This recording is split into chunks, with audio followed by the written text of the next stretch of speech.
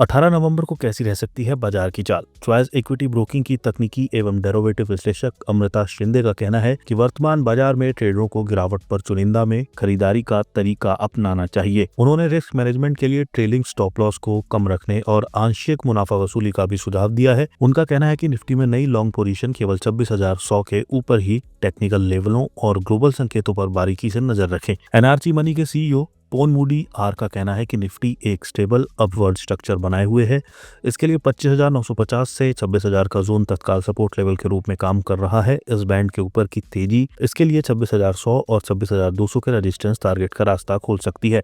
तो हालिया consolidation phase की ऊपर सीमा है, नीचे की ओर 25,900 से नीचे की गिरावट 25,822 से 25,750 की ओर एक मामूली इंट्राडे पुलबैक की वजह से बन सकती है। हालांकि सेंटिमेंट मजबूत बना हुआ है। तकनीकी रूप से निफ्टी मिड बोलिंगर बैंड से ऊपर कारोबार कर रहा है, लेकिन 26,090 के पास ऊपरी बैंड पर रेजिस्टेंस का सामना कर रहा है। इस लेवल पर नजर रखना जरूरी है। एसबीआई सिक्योरिटीज के तकनीकी एवं derivative research head Sudeep Shah ने कहा कि बैंक निफ्टी सभी अहम मूविंग एवरेज से काफी ऊपर कारोबार कर रहा है, जिसमें आरएसआई 67.08 पर मजबूती के जोन में है और स्टोकेस्टिक आरएसआई एक पॉजिटिव क्रॉसओवर बनाए हुए है। एमएसीडी हिस्टोग्राम में कम हो रही कमजोरी आगे चलकर बेहतर मोमेंटम का संकेत दे रही है। शाह का कहना है कि 58,700 से 58,800 बैंड निफ्टी के लिए तत्काल रेजिस्टेंस का काम कर सकता है। उन्होंने कहा कि 58,000 से ऊपर का ब्रेकआउट 49,500 की ओर बढ़ने की गुंजाइश बना सकता है। नीचे की ओर 57,800 से 57,700 का जोन मजबूत सपोर्ट के तौर पर काम कर सकता है। चॉइस ब्रोकिंग के डेरिवेटिव एनालिस्ट हार्दिक मटालिया का कहना है कि बैंक निफ्टी पिछले सप्ताह वीकली